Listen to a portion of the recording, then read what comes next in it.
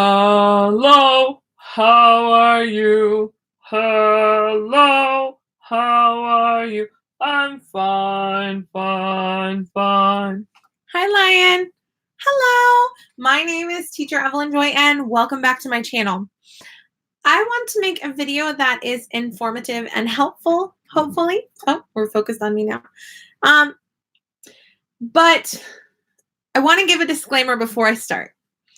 If you are brand new or applying for VIPKID, I don't want you to think that these challenging classes come up very often. Hey, Amanda L. So I had a couple of challenging classes this morning, and I wanted to talk about strategies in those difficult situations. But first, I want to give the disclaimer. If you're brand new to VIPKID or applying, don't let this deter you, because this isn't all the time. These sort of circumstances and situations of difficult students or difficult circumstances, they don't happen all that often. They're few and far between. But I wanted to talk about what I do and what I've learned over the couple of years I've worked for VIPKID.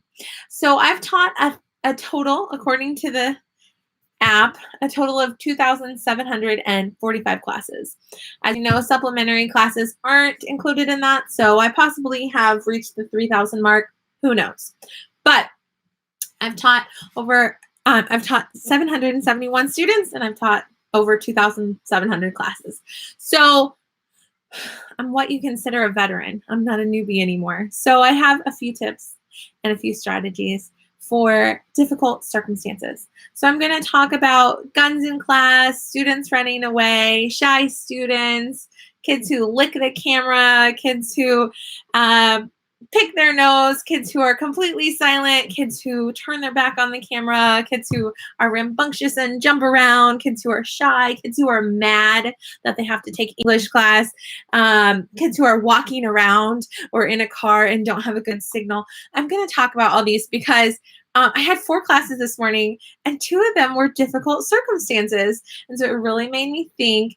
And the other day, I had a kid with guns in class, and I had meant to mention it in a video, and I hadn't yet. So I've got a list, and I wanted to talk to you about my personal strategies just to add to your knowledge so we can learn from one another, and let me know in the chat box what you would do in these circumstances. So the first thing I want to mention is guns in class. I have a video about this. It's pretty old. Just reminding teachers not to be scared when you see guns in class. The student can't harm themselves. I mean, more than just a plastic pellet can do, because it is illegal in China for regular citizens that are not in the military or a police officer to own a gun. So our students don't have real guns. Also, in America, all of our toy guns look fake, and in China, they look real. So if your student has a black gun that looks real, it's likely a plastic pellet gun or some sort of toy gun. So don't worry about your student hurting themselves, right? But that said, if it's a distraction, just like any other toy, you can ask them to put it away. Now, what I do is in class, I'm friendly and inviting and kind, but I do get serious and stern momentarily to get a student to behave. So that said, if I have a young boy that's playing around with a gun and he pretends to shoot me, I'm like, you got me. Okay, now we're talking about farm animals. So I do acknowledge the gun, or I'm like, oh, wow, your gun is yellow, I like it, So I had a student the other day. He had a yellow gun and a black gun. He wanted to show them to me, and they're toys. So he shot me with it. I was like, oh no, he shot me, But then quickly I got back on topic of, this is a cow, this is a pig, back on topic. And he put the guns down and participated in class because I acknowledged the toy that he wanted to show me. He's like 6 years old. Come on. And we moved on, and he didn't actually get his guns out again. Some students, if they're like 11, 12 years old, they might be like so annoyed that they have to take English class. They've already been at school all day. They just want to shoot a teacher, right? So it's like, you shot me, then move on to the topic. So I do play along for momentarily.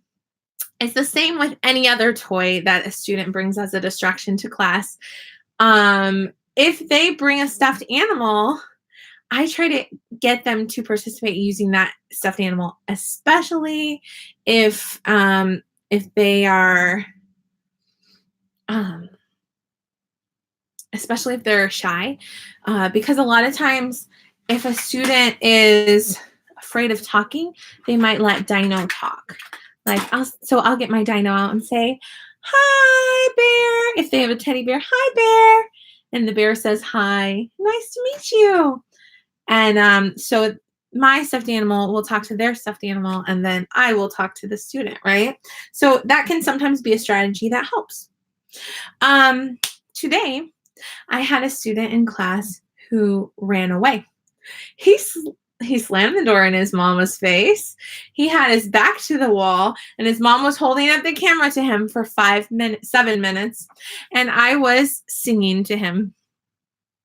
And I was trying to get him to participate. He was maybe 7 years old, and he was not having it. Teacher to teacher says that sometimes he participates, sometimes he doesn't.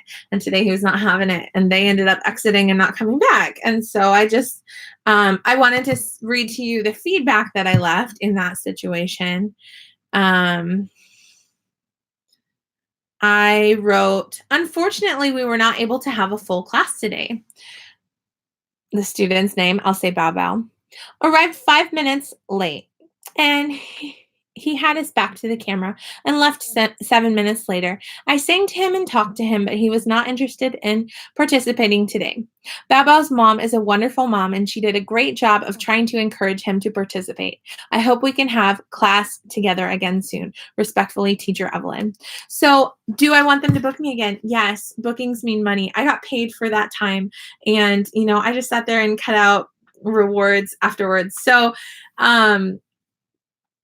oh well. I had a student today who was scribbling. He was scribbling all over the slide. He was not repeating. He was kind of, well, my reward was pandas. And he would repeat the word panda, but he wouldn't repeat anything else the whole entire lesson. But throughout the lesson, I continued to say, yurt, come in, go out, mud, red, everything, every vocab word there was. I still pointed to my chin and cupped my ear to encourage him to participate. And if he participated in any way, what he was into circling on the slide. So if I said yurt, he would circle the yurt, and I would just give him a star, because you know what? Good job anyway. Nice effort. At least you're looking at me, right?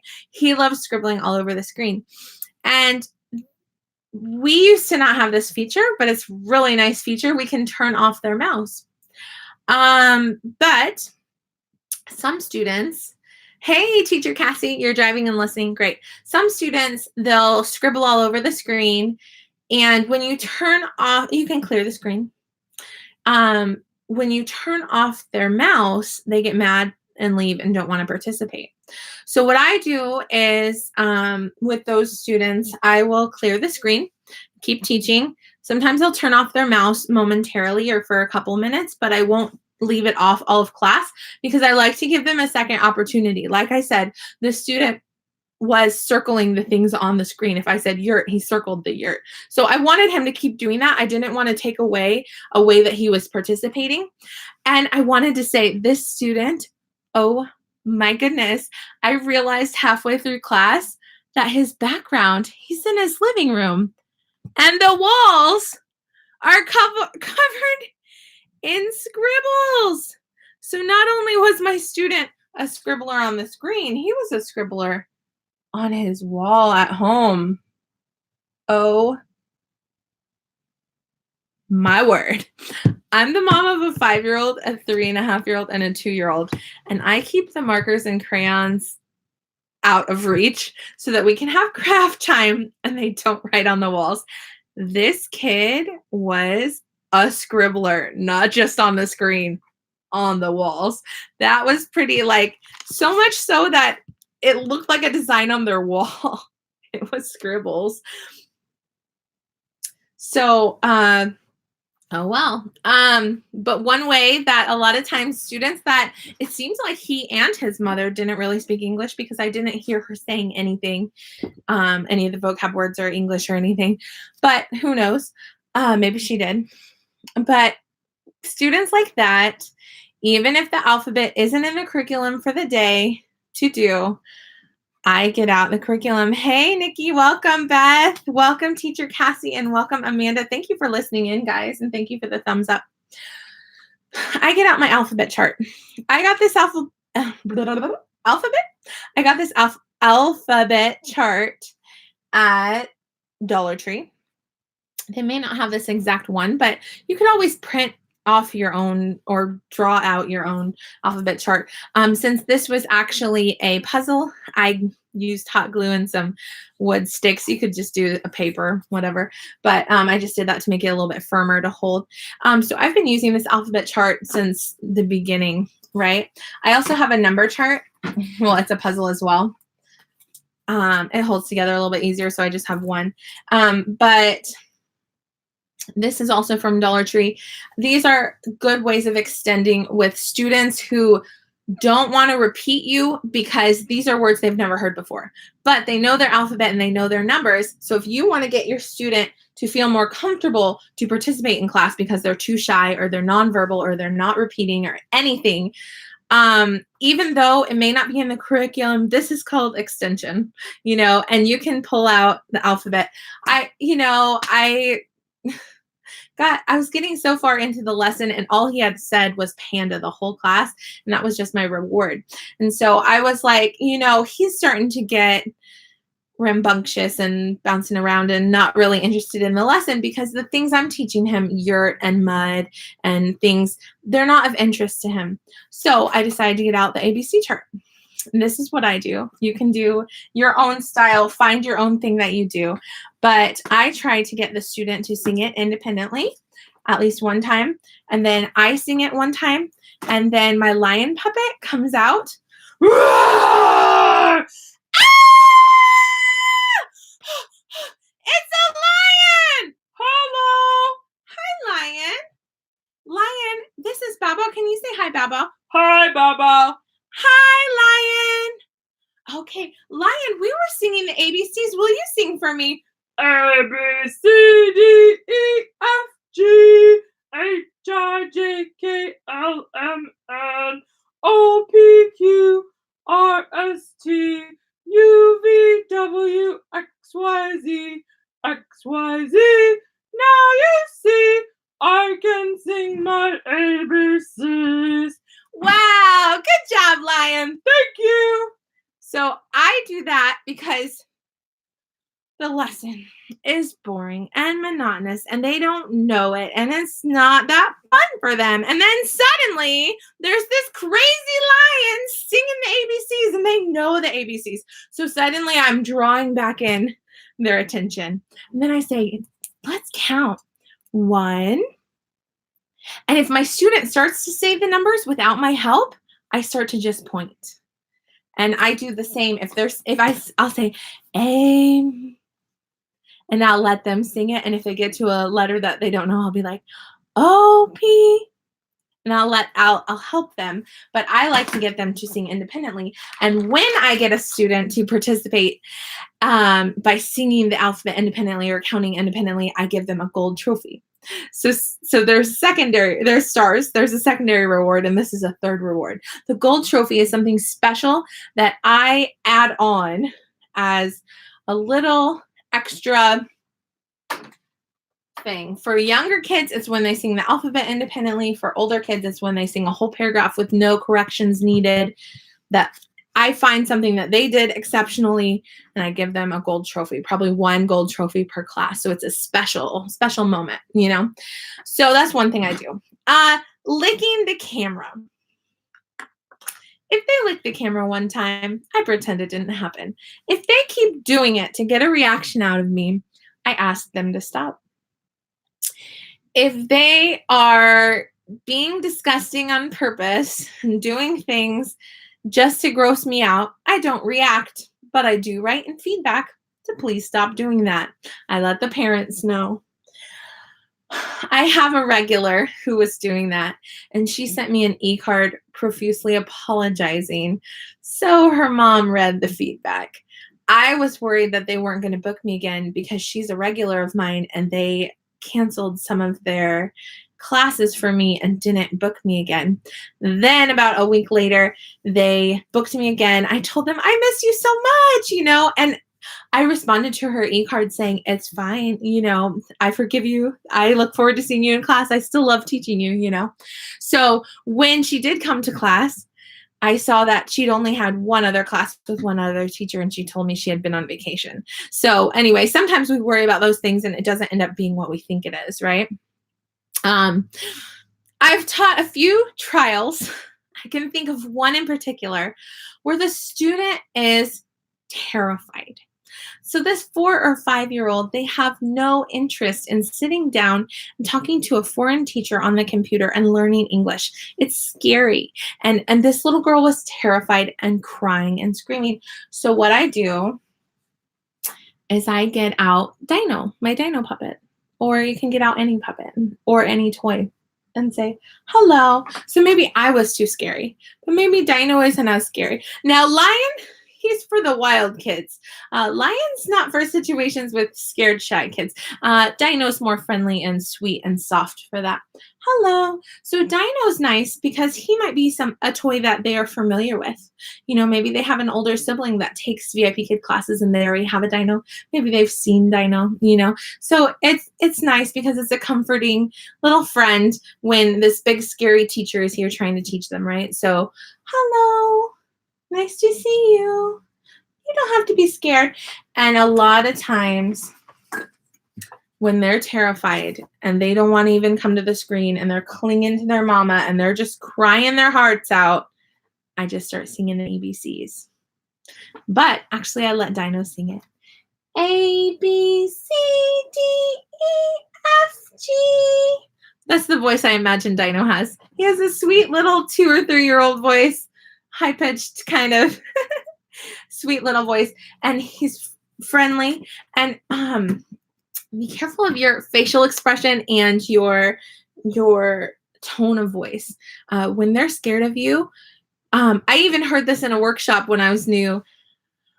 Adjust to the student. If a student's scared of you, use your warm mothering tone and say, it's okay. I even I don't have it right here, but I have a picture of my family. Maybe I have it. No, I don't. I think it fell down. I have a picture of my family that I'll show. And when the mother sometimes is like, oh, I'm so sorry, teacher, I'm sorry. I say, it's okay. And I show a picture of my family. I say, I'm a mama. I understand. It's okay. It's okay. I'm a mama. It's okay. I understand. So then the mom is like, okay, she gets it. She has little ones. She understands that my kid's freaking out. And I'm like, it's okay. It's not a big deal. You guys don't have to exit the classroom. We're still going to try to do this, And so a lot of times I can get the student to calm down. That kid who was scribbling and who was frustrated in class, he started crying halfway through class. And that's when I got out the alphabet chart. And when Lion started singing, that's when he started singing the alphabet, and his attitude changed completely. He went from scream crying to happy, giddy singing the alphabet because it was something familiar and it was suddenly fun. So I made the class fun instead of scary. So those are just some situations that come up. If a kid has a gun in class, don't make a big deal out of it. Oh, okay. I'll tell you another situation. I had a student who, I taught her a few times, and she, was always distracted by something and didn't really want to participate in any of the classes, but I tried to encourage her as much as possible. In this one class, she had a big, long samurai sword that looked real, but I know for a fact that it had to be some kind of plastic, those swords they make that look real, like it looked metallic, but it was probably some kind of plastic. I know it had to be plastic because this girl, she was freaking me out. The guns don't freak me out as much as the knives, and I don't know if that's a real samurai sword. Like, let's put that down. I asked her several times to put it down, and then I had to get stern with her. And I said, put it down, put it down, put it down. Okay, thank you. Good job. Or if I have a student that's just being crazy and refusing to participate, sometimes I fold my arms and I'm like, bow, bow. Come on. Okay, good job. Let's go. So sometimes you have to get a little bit serious to reel them back in. But show them that they can have a fun time with you. Okay, so about facial expressions, be careful of your RBF. Do you know what an RBF is? I don't cuss, so I can't actually tell you. Your resting face. The B is a bad word.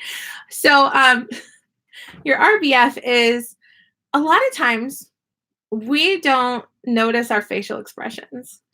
And when we're relaxed, we look mad or we look cross. You might have noticed, excuse me. Excuse me. On the VIPKID best teachers, best moments, best teaching moments. Oh my goodness. Sometimes they catch your RBF on that one, where when your face is relaxed, so the muscles are relaxed and you look mad. Can you read for me? Good job. So you might be coming off and coming off as angry or as annoyed or as not enjoying your job. So check yourself. You're in the little camera there. You can see yourself. Check your RBF. Be careful about that resting face, because you can send a message that you're not intending to send as far as you're angry at them or you're annoyed or you're not enjoying class. So try to make your resting face be a friendly one. Like, can you read for me? Good job. Very good. Smile. So yeah, those are just a few tips as far as challenging classes. Now I'm going to read what you guys are saying in the chat box. In China, they don't have guns, so I don't worry about it unless the distraction in class, just like any other toy. I will make note of it and tell them, thank you for showing me. Exactly, yeah. Then ask them to put it away. I like your feedback. Thanks. I'm driving but listening. Oh no, that's crazy. Morning. Good morning. Good ideas. At the doctor. Thanks for help. I had to get stern with a level 4 today. I asked her to sit down. We need to do your lesson. We need to do your lesson. She did after that. Very good. Yes. So yeah, that happens periodically.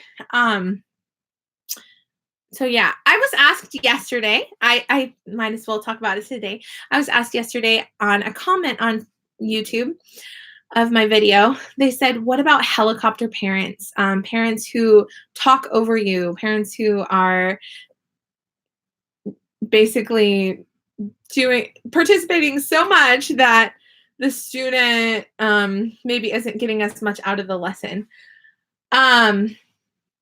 Like I said, I've taught 2,745 classes plus, and I keep seeing on Facebook that people talk about what's happening. And I wonder, like, is this a situation that it happens to me and I don't really, I think maybe it's my personality. I don't let the parent talk over me. I don't know. I haven't had this issue. And so they were asking me, should you leave it in feedback? Should you, what should you do? So I've had parents repeat. So basically, if I say, let's say I'm teaching the word boy, and the student repeated it, sounds like it has a little bit of an accent to it, like boy or something, and the parent then repeats to correct the student, and I wasn't planning on correcting them because it sounded close to me. If I hear the parent correcting the student, then I say it again, boy, so they both can hear the American accent, how to say it, right? Maybe I didn't pick a good vocab word for that, but sometimes I say a word, I think they repeated it fine, but then the parent is wanting them to repeat it again. So I'll just go ahead and say it again. But I haven't had an ongoing issue where the parent is like constantly a problem. More often than not, I'm thankful that the parent is in the classroom, because the students behave and participate better with a parent present. I have occasionally, very rarely, requested a parent be present in the future when I have a rambunctious child that it's just not participating and not interested in participating in any way. So I much more prefer the parents there. I don't complain about parents in feedback. I don't complain to the LPs. I don't send a ticket, because I view them as a paying customer. If they want their class to be mostly the parent talking, oh well. Some clever ideas for that type of situation is, I've seen on Facebook some people say, okay, good job, Mom. Now Bow Bow's turn. So if it seems like Mom's doing all the repeating, if you're like boy and Mom says boy and Bow Bow doesn't say it, you say, good job, Mom. Bow Bow, boy. Great job. You get a reward, So that's an idea for that kind of circumstance.